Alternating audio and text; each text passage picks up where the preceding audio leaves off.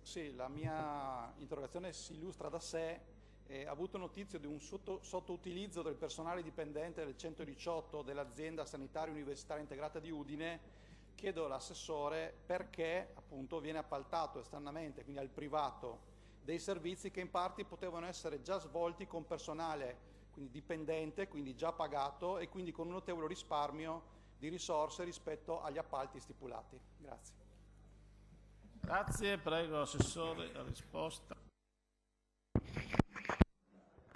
Ovviamente abbiamo chiesto una cosa così particolare, abbiamo chiesto all'azienda di Udine che ieri ci ha fornito le delucidazioni del caso.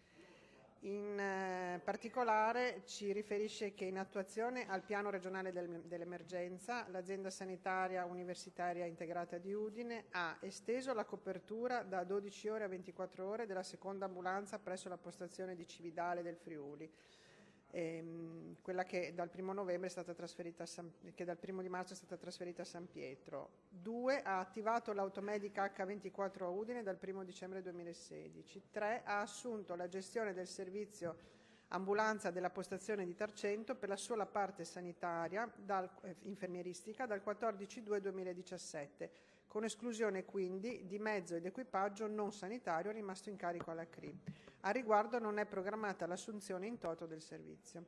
Non si comprende, dice l'azienda sanitaria di Udine, la quantificazione del fabbisogno di 22 unità rappresentata nell'interrogazione e neppure dei 25 presenti, in quanto per garantire la copertura della guida di mezzi propri nel rispetto della regolare fruizione delle ferie come previsto da contratto collettivo nazionale di lavoro e nel rispetto della normativa vigente, sono attualmente in servizio 24 autisti, 17 dei quali autisti di ambulanza e 7 operatori tecnici inquadrati con qualifica di autista. Oltre ai servizi assicurati in formativa, 2 autisti sono in turno di pronta disponibilità, ore 28, tutte le notti, 365 giorni all'anno, per assicurare i trasporti neonatali. Come noto, la richiamata legge 161/2014 non può essere derogata per i servizi in pronta disponibilità. Si segnala che 8 unità assunte con qualifica di autisti sono impiegate in altre mansioni a causa di limitazioni allo specifico servizio di soccorso in ambulanza e precisamente 2 sono assegnati presso i servizi tecnici, 3 assegnati presso i servizi generali, 1 assegnato presso la portineria centralino, 1 assegnato presso il magazzino unico aziendale, 1 assegnato presso l'area amministrativa di supporto del Dipartimento Diagnostica per Immagini. Con l'organizzazione consentita dal personale attualmente in servizio, la percentuale di fruizione complessiva dei congedi ordinari da parte degli autisti del 118 è stata del 98,53%.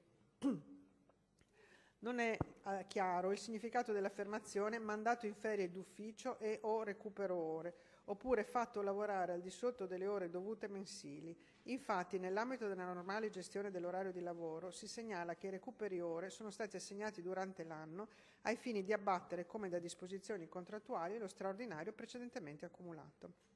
Come da regolamento interno approvato dalle organizzazioni sindacali, è inoltre possibile prevedere una programmazione di calendari di lavoro plurisettimanali/annuali, considerando l'organizzazione del lavoro e le esigenze aziendali. Gli orari di lavoro hanno quindi un'impostazione settimanale/mensile che determina una produzione di ore maggiore o inferiore al dovuto, con aggiustamenti gestiti di mese in mese, fermo restando il rispetto del debito orario annuale dovuto dai dipendenti. La dotazione organica di autisti di ambulanza, tenuto conto anche delle idoneità condizionate sopra evidenziate, non consente l'erogazione dei servizi di automedica, di ambulanza e trasporto organi aggiuntivi rispetto agli attuali con utilizzo esclusivamente di personale dipendente, di qui la necessità di ricorrere a convenzionamenti con le associazioni di volontariato.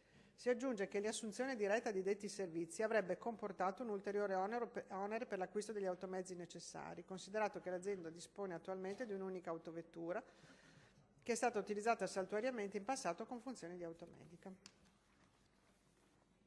Bene, grazie Assessore. Prego, collega Ussai, la replica. Io ringrazio l'Assessore per la risposta, che naturalmente si è fatta portatrice un po' di quello che è la risposta data dall'azienda sanitaria.